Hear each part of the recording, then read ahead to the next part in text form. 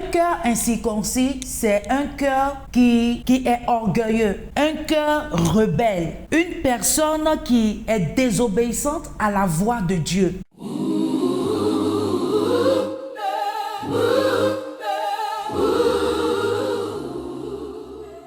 Shalom, shalom, soyez bénis en ce jour, que la grâce, la paix de Dieu soit multipliée dans vos vies. Bienvenue à Vie Glorieuse. Dans Actes 7, le verset 51, la Bible déclare « Homme au cou raide, incirconcis de cœur et d'oreille, vous vous opposez toujours au Saint-Esprit. Ce que vos pères ont été, vous l'êtes aussi. » En ce jour, tu vas demander au Seigneur de circoncire ton cœur, de circoncire tes oreilles, et de circoncire tes pensées, de circoncire tes lèvres. Un cœur incirconcis, c'est un cœur qui est orgueilleux, un cœur rebelle, une personne qui est désobéissante à la voix de Dieu, une personne qui a un cœur fermé à l'amour de Dieu. Or, Dieu a dit à Abraham dans Genèse 17, quand Dieu a passé alliance avec Abraham, quand il était Abraham et il a changé son nom à Abraham, il lui a dit qu'il fallait que les premiers-nés, que ça soit acquis d'argent ou soit dans sa maison ou soit qui viennent de lui, le 8e jour, doivent enlever leur prépuce. Ils doivent se faire circoncire. C'est l'alliance que l'Éternel était en train de passer avec eux. Mais ça va au-delà des prépuces. Dieu veut circoncire nos pensées, nos cœurs. Parce que la Bible déclare que c'est de l'abondance du cœur que la bouche parle. Dans nos cœurs, il y a beaucoup de choses qui sont dans nos cœurs. On a vécu des choses depuis notre enfance qui ont mis des blessures en nous, qui ont fait que nous sommes devenus des personnes amères. Mais Dieu ne veut pas de cela pour nous. Il veut que notre cœur soit libre. Parce que comme il a dit à Jérémie, il dit « Je te connais depuis le sein de ta mère. » Et Dieu te connaît toi aussi depuis le sein de ta mère. Et même si tu es venu dans ce monde et à cause de la société ou bien de l'environnement dans lequel tu es, tu as vécu des situations où tu as été opprimé, on t'a dominé, on ne veut pas même que tu ouvres ta bouche pour dire certaines choses. On t'oppresse. Et ces choses-là ont fait de telle sorte que tu es devenu une personne qui est blessé à l'intérieur et ton cœur est devenu comme incirconcis. En ce jour, Dieu veut que tu enlèves toutes ces choses qui sont dans ton cœur. Toutes ces choses-là, ces bagages-là qui sont dans ton cœur, qui fait que Dieu te parle, le Saint-Esprit te parle, mais tu n'arrives pas à écouter ou bien à mettre cela en pratique, parce qu'il y a des blessures qui sont là. Tes émotions parlent, ton cœur saigne. Dieu ne veut pas de cela pour toi.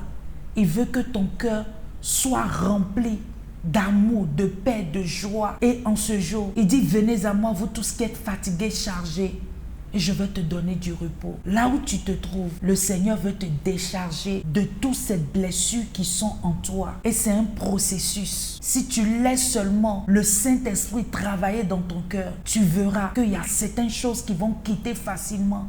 Vous savez, le pardon, c'est une décision. Tu dois décider de laisser certaines choses qui sont en toi. Tu dois décider de laisser cette amertume qui est en toi. Tu dois décider de pardonner, que ça soit à ta mère, à ton père. Tu dois décider de pardonner même à ton mari. Tu dois décider de pardonner à ton patron, à ton entourage. Toutes les choses qui t'ont fait, tu dois décider de leur pardonner. Parce que le Seigneur, il a des grands projets pour toi. Il veut que ton cœur soit circoncis. Quand il a parlé, il a changé le nom d'Abraham à Abraham. Il voulait passer à un autre niveau avec Abraham. Donc pour aller aussi à un autre niveau avec toi, c'est important qu'il y a certains bagages que tu dois déposer. Des fois, nous sommes là, nous disons que bon, nous sommes chargés. Mais des fois, nous sommes chargés, mais nous ne sommes pas fatigués. Mais si tu es fatigué, le Seigneur va intervenir dans ton cœur et il va circoncire ton cœur. Il va circoncire ce cœur qui est blessé. Et là où tu te trouves en ce moment, dis Père, je viens à toi. Éternel, je me décharge devant toi. J'enlève ce poids qui est en moi. Cette chose-là qui fait que je n'arrive pas à aller à un autre niveau. Éternel, je me décharge devant toi. Et Éternel, prends la première place dans mon cœur. Prends la première place dans mon cœur. Et si tu fais cette prière, tu verras le Saint-Esprit. Il va commencer à rentrer dans ton cœur et il va commencer à travailler en profondeur de ton cœur pour enlever ces choses, ces prisons dans lesquelles tu te trouves. Et je prie pour toi que le Seigneur intervienne dans ton cœur, que le Seigneur intervienne dans ton âme, que le Seigneur intervienne dans tes pensées, que le Seigneur se révèle à toi et qu'il enlève cette amertume, qu'il enlève cette colère, qu'il enlève cette animosité qui est en toi. Au nom de Jésus-Christ. Merci Saint-Esprit, merci Saint-Esprit, merci Saint-Esprit pour la guérison que tu amènes dans la vie de tout un chacun. Merci Saint-Esprit pour la guérison que tu amènes dans la vie de tout un chacun. Merci Saint-Esprit pour la guérison en ce jour que tu as opéré. Honneur à toi, gloire à toi, magnificence à toi.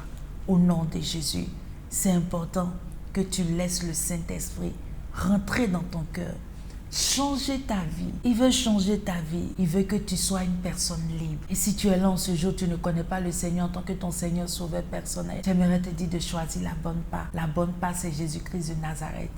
Et si tu es prêt en ce jour, tu vas répéter après moi. Tu vas dire, Seigneur Jésus, je viens à toi tel que je suis. Je sais que je suis un pécheur. Pardonne-moi et délivre-moi au nom de Jésus. Je t'accepte comme mon Seigneur sauveur personnel. Merci de faire de moi une nouvelle créature. Si tu as fait cette prière, sache que le Seigneur t'aime. Il est là avec toi. Il est avec toi. Au nom de Jésus, sois béni.